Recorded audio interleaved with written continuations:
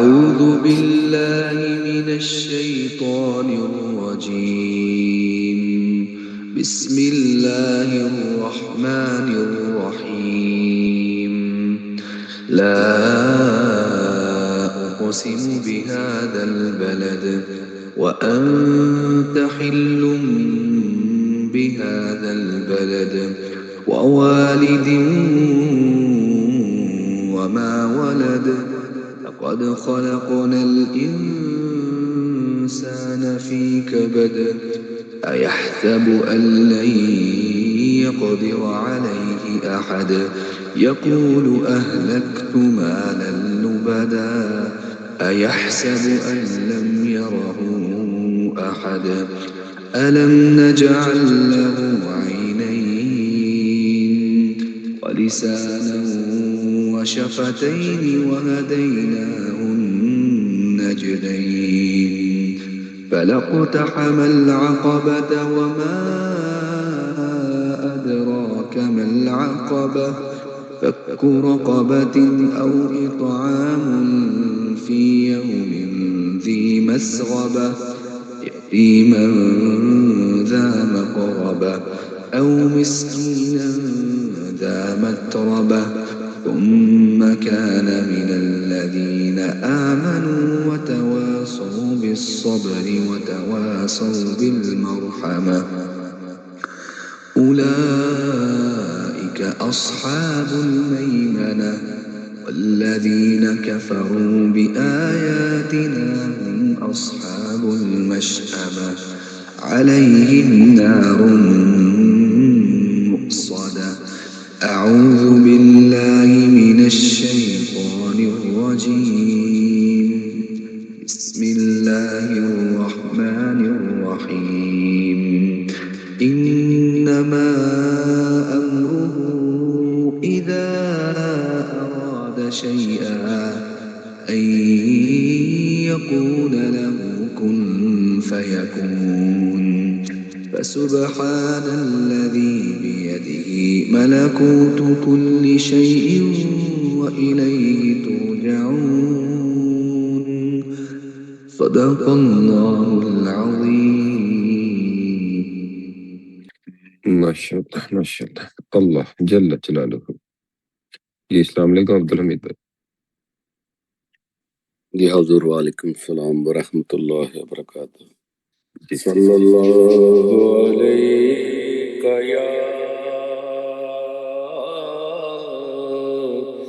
یا رسول اللہ وسلم علیک یا حبیب اللہ.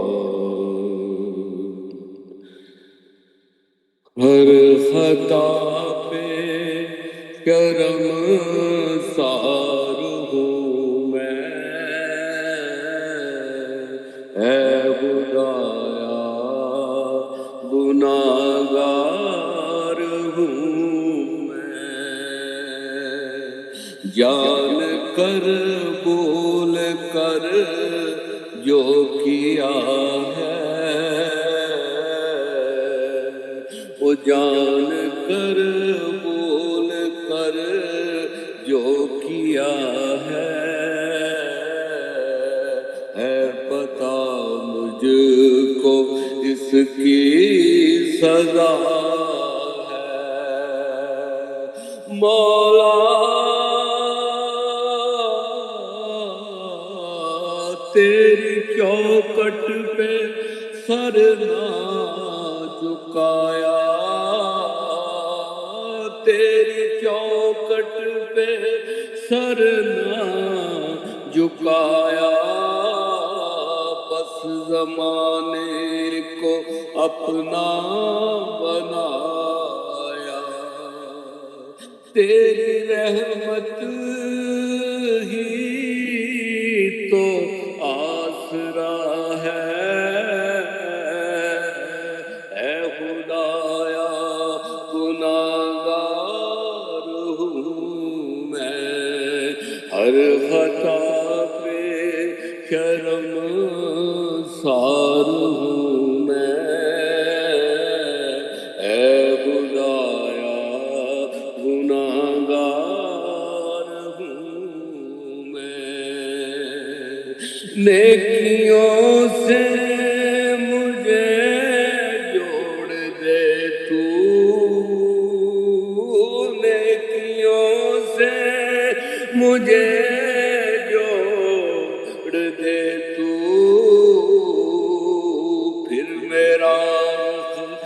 کدھر موڑ دے تو ان دعاؤں میں ایسا اثر دے،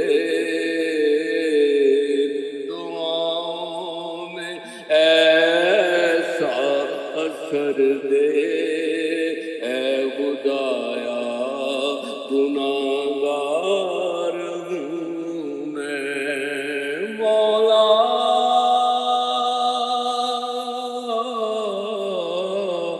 ماں سے بڑھ کے ہے پیار تیرا، ماں سے بڑھ کے ہے پیار تیرا، اور تیرے سوا کون میرا، پھر جو جاؤں تو مجھ کو اٹھا دے، او گر جو جاؤں تو مجھ کو اٹھا دے، اے خدایا گناہگار ہوں میں، ہر خطا پہ شرم سار ہوں میں، اے خدایا گناہگار ہوں میں، میرے آنسو سوالی ہے تیرے، میرے آنسو سوالی ہے تیرے، گر رہے ہیں یہ دامن میں میرے، اب تو سن لے، اب تو سن لے میری تو خدایا، اب تو سن لے تو میری خدایا، اے خدایا گناہگار ہوں میں، ہر خطا پہ شرم سار ہوں میں، اے خدایا گناہگار ہوں میں۔ ماشاءاللہ ماشاءاللہ ماشاءاللہ۔ الصلاۃ والسلام علیک یا رسول اللہ، الصلاۃ والسلام علیک یا حبیب اللہ، الصلاۃ والسلام علیک یا خاتم النبیین۔ اعوذ باللہ من الشیطان الرجیم، بسم اللہ الرحمن الرحیم، الحمد للہ رب العالمین، الرحمن الرحیم، مالک یوم الدین، ایاک نعبد و ایاک نستعین، اہدنا الصراط المستقیم، صراط الذین انعمت علیہم غیر المغضوب علیہم ولا الضالین، آمین۔ اللہم صلی علی محمد وعلی آل محمد کما صلیت علی ابراہیم وعلی آل ابراہیم انک حمید مجید، اللہم بارک علی محمد وعلی آل محمد کما بارکت علی ابراہیم وعلی آل ابراہیم انک حمید مجید۔ یا اللہ تیرا شکر، تیرا شکر، تیرا شکر، تو نے ہمیں مسلمان پیدا فرمایا، خوبصورت رشتے عطا فرمائے، قرآن عطا فرمایا، ذکر عطا فرمایا، اللہ کا ذکر کرنے والے لوگ عطا فرمایا، خوبصورت صحبتیں عطا فرمائی۔ یا اللہ تیرا شکر، تیرا شکر، تیرا شکر۔ یا اللہ تو ہمیں ایسا بولنا اور ایسا سننا نصیب فرما جس میں تیری رضا شامل ہو، حضور صلی اللہ علیہ وآلہ وسلم کی اطاعت شامل ہو، محبت شامل ہو، عشق شامل ہو، اور یا اللہ اس پہ عمل کرنا ہمارے لیے آسان فرما دے۔ اللہ اکبر، اللہ اکبر، اللہ اکبر۔ انسان اکثر مثالوں کے ذریعے باتوں کو زیادہ آسانی سے سمجھتا چلا جاتا ہے۔ ذرا تصور کریں ایک کسان اپنی زمین پہ کھڑا ہے، وہ زمین کو تیار کرتا ہے، پھر بیج ڈالتا ہے، پھر پانی دیتا ہے، نگہبانی کرتا ہے۔ کبھی وہ خود کھڑا ہوتا ہے، کبھی اس کے ملازم، کبھی وہ اس زمینوں کے ارد گرد باڑ لگاتا ہے، کبھی رکھوالی کے لیے کتے رکھتا ہے۔ پھر ایک وقت آتا ہے کہ فصل کھڑی ہو جاتی ہے۔ اب اگر کوئی اس کھیت کے پاس سے گزرتا ہے تو وہ صرف کھیت کو نہیں دیکھتا، وہ ایک نسبت دیکھتا ہے۔ وہ کہتا ہے یہ فلاں ذمہ دار کی زمین ہے، اور غور کریں تو یہی جملہ اس کھیت کی حفاظت بن جاتا ہے، چاہے زمیندار وہاں موجود ہو یا نہ ہو۔ اس کا نام، اس کا رعب، اس کی نسبت اس کھیت کے ارد گرد ایک غیبی حصار بنتی چلی جاتی ہے۔ اور اگر ہم غور کریں تو ہم بھی اسی کھیت کی طرح ہیں۔ ہماری زندگی بھی ایک زمین ہے، اور اس میں اعمال کے بیج بوئے جا رہے ہوتے ہیں، اور ہمیں بھی ایک نسبت دی گئی ہے۔ ہم کسی کے بیٹے ہیں، کسی کے شاگرد ہیں، کسی کے مرید ہیں، کسی کے امتی ہیں۔ یہ نسبتیں صرف نام کی نہیں ہوتی، یہ حفاظت کے حصار ہیں۔ اور جب ہم غور کرتے ہیں، جب ایک بچہ باہر نکلتا ہے، لوگ اس کو دیکھتے ہیں اور کہتے ہیں یہ فلاں کا بیٹا ہے، اور بس یہ جملہ اس کی حفاظت بن جاتا ہے۔ کوئی اس کے ساتھ کچھ کرنے سے پہلے یہ سوچتا ہے، کیونکہ اس کے پیچھے ایک نسبت کھڑی ہوتی ہے۔ اور غور کرے تو حیران کن بات ہے کہ اگر والدین ساتھ نہ بھی ہوں، تب بھی ان کی دعائیں، ان کا رعب، ان کی تربیت ایک غیبی حفاظت کی صورت میں ان کے ساتھ چلتی رہتی ہے۔ اسی طرح ایک طالب علم اپنے استاد سے جڑا ہوا ہوتا ہے تو وہ اکیلا نہیں ہوتا۔ استاد کی رہنمائی، استاد کی دعا، استاد کی نظر اس کے ساتھ چلتی ہے۔ اور جب انسان کسی کو مرشد مان لیتا ہے تو پھر معاملہ اور بھی گہرا ہوتا چلا جاتا ہے۔ مرشد کی نظر ظاہر میں نظر نہیں آتی، مگر وہ ہر وقت پہرا دے رہی ہوتی ہے۔ وہ انسان کے دل، نیت، راستے سب کی حفاظت کرتی چلی جاتی ہے۔ اور اگر ہم اور غور کریں تو پھر ہم دیکھتے ہیں کہ ہمارے ساتھ زندگی میں مسائل کیوں بڑھتے چلے جاتے ہیں، ہم کیوں بار بار پریشان ہوتے چلے جاتے ہیں۔ اگر ہمارے گرد اتنے حصار موجود ہیں تو پھر پریشانیاں کیسے آتی ہیں؟ اصل میں تو ہم وہ حصار خود توڑ دیتے ہیں۔ ہم والدین سے دور ہوتے چلے جاتے ہیں، استاد سے بدگمان ہوتے چلے جاتے ہیں، رہبر سے ڈسکنیکٹ ہوتے چلے جاتے ہیں، اور پھر کہتے ہیں ہم خود ہی سب کچھ سنبھال لیں گے، اور اکیلے ہوتے چلے جاتے ہیں۔ تو وہ حقیقت میں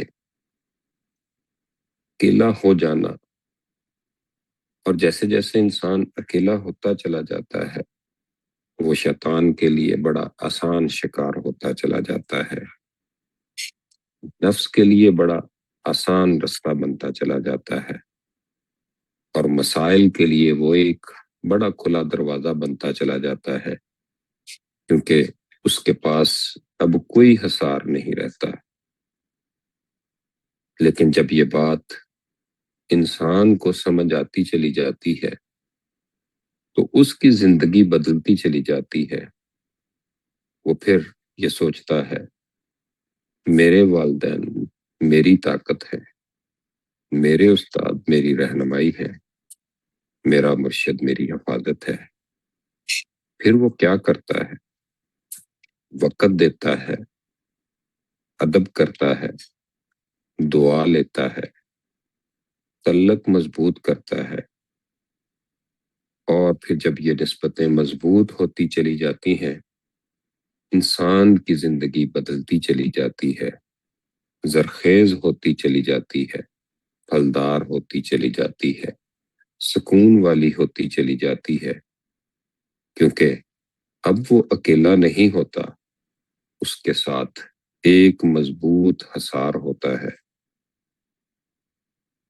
اور جب غور کرتے چلے جاتے ہیں تو پھر سمجھ آتی چلی جاتی ہے کہ اللہ کی رسی کو مضبوطی سے تھام لو، یہی نسبتیں، یہی تعلقات، یہی روحانی کنیکشن اللہ کی رسیاں ہیں۔ اور پھر جب انسان یہ ساری باتیں سمجھنے کے بعد اپنے آپ سے سوال کرتا ہے کیا وہ حصار میں ہے یا وہ خود اپنے حصار سے باہر نکل چکا ہے، اور اگر ہم اس حصار سے دور ہو گئے ہیں تو ہمیں واپس آنا چاہیے والدین کے پاس، استاد کے پاس، مرشد کے پاس، اور سب سے بڑھ کے اللہ کے پاس۔ یا اللہ ہمیں اپنی نسبتوں کی قدر عطا فرما، ہمیں اپنے والدین، اساتذہ اور رہبروں سے جوڑ کے رکھ، ہمیں ان کے دعاؤں کے حصار میں رکھ۔ یا اللہ ہمیں کبھی اکیلا نہ چھوڑ، اور ہمیں اپنے ذکر کے ذریعے اپنے ساتھ جوڑ لے۔ یا اللہ تو بڑا کریم، یا اللہ تو ہمیں صحیح دین کی سمجھ عطا فرما۔ اللہ اکبر، اللہ اکبر، اللہ اکبر۔ جی السلام علیکم آدم بھائی۔ وعلیکم السلام ورحمۃ اللہ وبرکاتہ۔ جی ذرا کچھ بتائیں اور دعا کرائیے گا۔ ماشاء اللہ ماشاء اللہ، سبحان اللہ سبحان اللہ۔ الصلاۃ والسلام علیک یا رسول اللہ وعلی آلک واصحابک یا حبیب اللہ، الصلاۃ والسلام علیک یا نبی اللہ وعلی آلک واصحابک یا نور اللہ۔ یقیناً آپ نے بہت پیاری باتیں ارشاد فرمائی ہیں، اور یہ حقیقت بھی ہے۔ مصطفیٰ کریم صلی اللہ علیہ وآلہ وسلم کے ارشاد پاک کا خلاصہ ہے، کچھ لوگ ایسے ہیں کہ جن کی دعائیں رد نہیں ہوتی۔ ان میں سب سے پہلے والدین کا ذکر کیا گیا کہ ماں باپ کی دعائیں اپنی اولاد کے حق میں مقبول ہوتی ہیں۔ اسی طرح اساتذہ، استاذ کی، رہبر کی، مرشد کی دعا اپنے مرید کے حق میں، اپنے شاگرد کے حق میں قبول ہوتی ہے۔ اسی طرح نیک لوگوں کی دعائیں عام مومنین کے حق میں قبول ہوتی ہیں۔ متقی اور پرہیزگار، عبادت گزار لوگوں کی دعائیں عام مسلمانوں کے حق میں قبول ہوتی ہیں۔ اب یہ تو ہم پر منحصر ہے کہ ہم ان دعاؤں کے حصار میں آنے کی اور ان دعاؤں کو پانے کی کیا کوشش کرتے ہیں۔ یقیناً دنیا کے ماحول میں، جیسا کہ آپ نے کھیتوں کی مثال دی، فارم کی مثال دی، اسی طرح آج ہم دنیا میں دیکھتے ہیں کہ اگر کسی سے کچھ چاہیے تو پھر اس کے ساتھ تعلقات بنانے پڑتے ہیں۔ کسی سے کچھ لین دین یا معاملہ کرنا ہے تو اس کے ساتھ رابطے میں رہنا پڑتا ہے، اور ساتھ ہی ساتھ اس کی عزت، اس کا احترام، اس کے ساتھ خیر خواہی اور محبت اور پیار والا معاملہ کرنا پڑتا ہے۔ تو اسی طرح اگر ہم نے اپنے والدین کی دعاؤں کے حصار میں آنا ہے، استاذ اور رہبر رہنما اور مرشد اور نیک لوگوں کی، متقی پرہیزگار عبادت گزار لوگوں کی دعاؤں کے اظہار میں آنا ہے، تو اس کے لیے ہمیں ان کے ساتھ اپنے تعلق اور اپنے رشتے کو مضبوط کرنا ہوگا، انہیں خوش کرنا ہوگا، انہیں راضی رکھنا ہوگا۔ ظاہر ہے جب ایک بندہ کسی سے خوش ہوتا ہے، راضی ہوتا ہے، تو دنیا کا یہ نظام ہے کہ اسے تحفہ دیتا ہے یا اس کے لیے آسانی کر دیتا ہے کوئی نہ کوئی۔ تو جب ہم اپنے والدین کو راضی رکھیں گے، انہیں خوش رکھیں گے، تو ہم ان کی دعاؤں کے حصار میں آ جائیں گے۔ استاذ و مرشد سے رابطہ و تعلق اور علم دین حاصل کرنے اور رہنمائی حاصل کرنے کی شوق کو بڑھائیں گے اور ان کے ساتھ ہر وقت جڑے رہیں گے، تو پھر ہم ان کی دعاؤں کے حصار میں آ جائیں گے۔ اسی طرح جب یہ سلسلہ بڑھتا چلا جائے گا تو پھر وہ وقت دور نہیں ہے کہ پھر اللہ اور اس کے رسول کی رحمت اور ان کی عنایتوں اور عطاؤں کے حصار میں بھی ہم آ جائیں گے انشاءاللہ۔ اللہ پاک ہمیں دین کی صحیح سمجھ عطا فرمائے۔ الحمدللہ رب العالمین والصلاة والسلام علی سید الانبیاء والمرسلین وعلی آلہ واصحابہ اجمعین۔ الصلاة والسلام عليك يا رسول الله وعلى آلك وأصحابك يا حبيب الله، الصلاة والسلام عليك يا نبي الله وعلى آلك وأصحابك يا نور الله. اللهم أنت ربي لا إله إلا أنت، خلقتني وأنا عبدك وأنا على عهدك ووعدك ما استطعت، أعوذ بك من شر ما صنعت، أبوء لك بنعمتك علي وأبوء بذنبي فاغفر لي فإنه لا يغفر الذنوب إلا أنت. أستغفر الله الذي لا إله إلا هو وأتوب إليه. اللهم ربنا آتنا في الدنيا حسنة وفي الآخرة حسنة وقنا عذاب النار. اللهم رب اجعلني مقيم الصلاة من ذريتي ربنا وتقبل دعاء. ربنا اغفر لي ولوالدي ولمن توالد ولجميع المؤمنين والمؤمنات والمسلمين والمسلمات الأحياء منهم والأموات إنك مجيب الدعوات. اللهم رب اغفر وارحم وأنت خير الراحمين. اللهم إنك عفو كريم تحب العفو فاعف عنا يا غفور. اللهم أجرنا من النار، اللهم أجرنا من النار، اللهم أجرنا من النار. آمین۔ اللہ کریم ہمارے والدین کی، مصطفیٰ کریم صلی اللہ علیہ وآلہ وسلم کی امت کی بخشش مغفرت فرما۔ یا اللہ پاک رمضان مبارک کے ان آخری گھڑیوں میں ہمیں مغفرت اور بخشش کی بھیک عطا فرما، جہنم سے آزادی عطا فرما۔ مالک کریم رمضان مبارک اپنی رحمتیں برکتیں لٹاتا ہوا عن قریب رخصتی پر آ گیا۔ اے مالک ان آخری گھڑیوں میں ہم پر رحم فرما، ہمارے والدین پر رحم فرما، ہمارے مرحومین پر رحم فرما، ہمارے بہن بھائیوں دوست احباب بیوی بچوں پر رحم فرما، کرم فرما، فضل فرما، ہم سب کی مغفرت فرما، ہم سب کو جہنم سے آزادی عطا فرما، ہم سب کو نیک بنا دے، پرہیزگار بنا دے، متقی بنا دے، عبادت گزار بنا دے، اپنا اچھا بندہ بنا دے، اپنے محبوب علیہ السلام کا پسند کا امتی بنا دے۔ اے مالک کریم اپنی رضا عطا فرما، تلاوت کا، ذکر کا، شکر کا شوق عطا فرما۔ یا اللہ شکوے سے بچا، غفلت سے بچا، نافرمانی سے بچا۔ اے مالک تمام قسم کے گناہوں سے ہم سب کی حفاظت فرما۔ ہمیں اسی طرح رمضان مبارک کی برکتیں سارا سال اپنے اوپر طاری رکھنے کی توفیق عطا فرما، جس طرح نیکیوں کی توفیق تو نے ابھی دی ہے، ذکر کی توفیق دی ہے، شکر کی توفیق دی ہے، یا اللہ اس پر ہمیشگی عطا فرما۔ ہم ہر وقت تیری یاد میں رہیں، تیرے محبوب کی یاد میں رہیں۔ اے مالک ہمیں اپنے در کا محتاج رکھ، اپنے سوا کسی کا محتاج نہ کر۔ اے مالک ہمارے استاذوں پر رحم فرما، ہمارے رہنماؤں پر رحم فرما، یا اللہ ان کے بچوں کی خیر فرما، ان کے گھر والوں کی خیر فرما۔ یا اللہ ہمیں استادوں کی دعاؤں میں آنے کی اور ان کی دعاؤں کے حصار میں رہنے کی توفیق عطا فرما۔ ہمیں والدین کی دعاؤں کا اظہار عطا فرما۔ اے مالک کریم، اپنے کرم سے، اپنی رحمت سے، اپنے فضل سے ہماری رمضان المبارک کی تمام نیکیاں، عبادتیں، تلاوتیں، ذکر، شکر، روزے قبول فرما۔